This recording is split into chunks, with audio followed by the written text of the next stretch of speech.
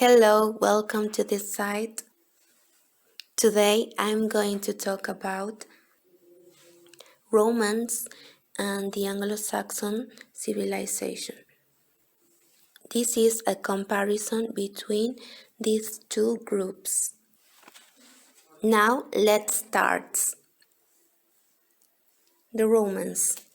The Romans came to England to export and rule the island as part of a world empire. They decided to live in peace with the inhabitants. Roman government. The province of Britain was administered by Roman governors whose duties included maintaining peace, collecting taxes, and providing justice. For local government, the Romans employed indirect rule by permitting loyal Celtic chiefs to continue to exercise authority over the tribesmen. This served both to Romanize the Celt and to minimize friction between ruler and ruled. The Anglo-Saxons. They came in different groups. They were Germanic tribes.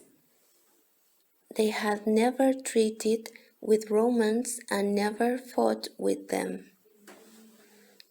The Anglo-Saxon government. They had a national unity. They founded kingdoms. The leader, the king, considered to be the most important person. The king is considered as a god. The Saxons replaced loyalty to the family with loyalty to the Lord. The kingship was formed by the king, the witan. They were the advisory council formed by noblemen, bishops, court officials. They assisted the king in forming decrees, and it served as the highest court of the land. Administration. Roman administration. The Romans imposed their imperial administrative structure, which included racial and religious toleration and respect for local chiefs and customs, as long as no political opposition was involved. They were convinced that civilization was based on urban life. That is why the first thing they did was to build cities. But outside these city walls, Roman civilization remained alien to the rural tribesmen. The main characteristic of Roman Britain was its towns. They were the basis of Roman administration and civilization.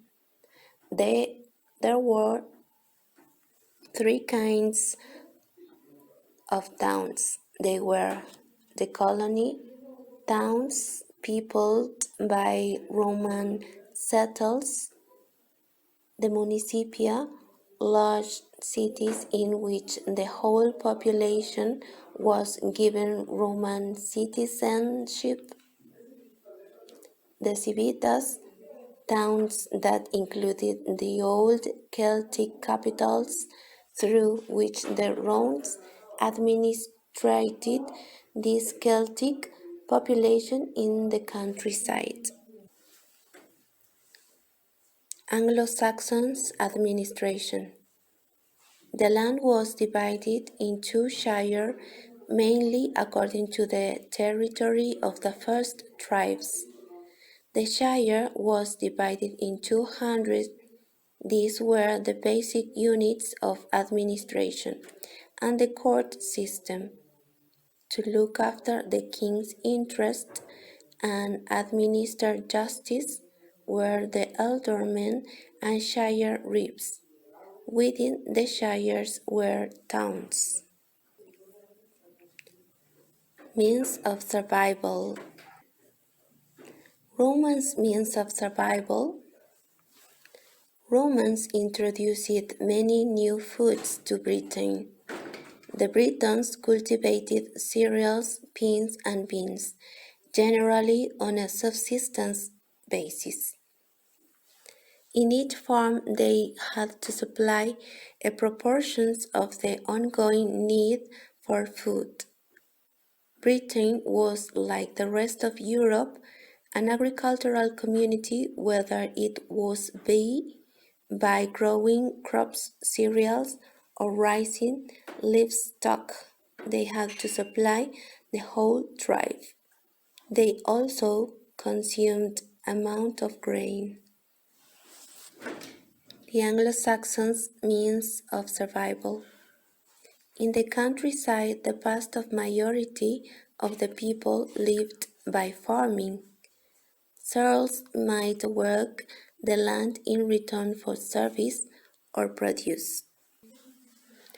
The crops most frequently grown were wheat, oats, rye, and barley. Peas, beans, and lentil were also common. Honey was the only sweetener in use. Pigs were a major food animal, as were cattle, goats, and sheep. Horses and oxen were raised for heavy farm labor and transportation, though the giraffe had yet to make an appearance from the Far East. Innovation. Romans' innovation. Romans built towns for military, commercial, and cultural purposes. They established features of urban life such as forums, public baths, indoor ploughing, and amphitheaters. They built splendid highways and roads. They also built houses or country-state villas. They brought Christianity. They were different to local regions, although they changed the omnipotence of the emperor. Druidism. Christianity did gain strength in Wales, and it was the only institution to survive the departure of the Romans. They introduced Latin language. Many modern words and phrases became the language of religion, law, and administration in Britain, and with this came to Romans passive for writing things down. The Anglo-Saxon innovation. The Anglo-Saxon also experimented with variety of scientific instruments, from portable sundials and candle clocks to fly machines. Respect with architecture, the earliest structures found in Britain were mostly simple. Masonry was not predominant except for foundations, and wood with the thatched of roof was used. They built small towns near the agricultural centers, at the river fords, or located in such a way that they served as ports. In art, for example, the most popular example of Anglo-Saxon art is found on coins. Anglo-Saxons artists also work on ivory, stones, sculpture. In language, the Anglo-Saxons implemented the Old English language. Their most famous works include the poems Beowulf, the Anglo-Saxon Chronicles. It is a collection of Old English history. And also the Anglo-Saxon introduced the ploughing method technology. It consisted in working the heavier soil by using these hard metal tools, and at the same time it was joined with an animal. Inheritance. Roman's inheritance. His legacy consists on military and civil constructions, forts, walls, and towns. Its long causeway, laid out to facilitate the movement of troops, continue to crisscross the landscapes.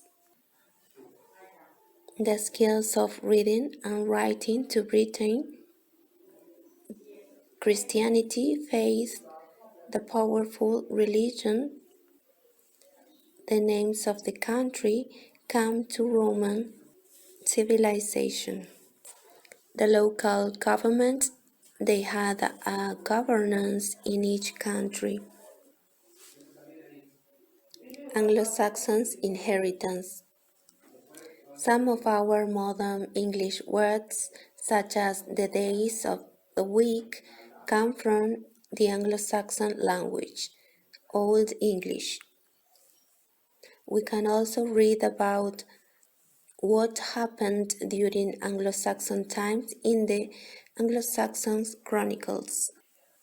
Some instruments like lyre that the Anglo-Saxons used to play are in use today, and also the names of some rivers, some countries and places in Britain.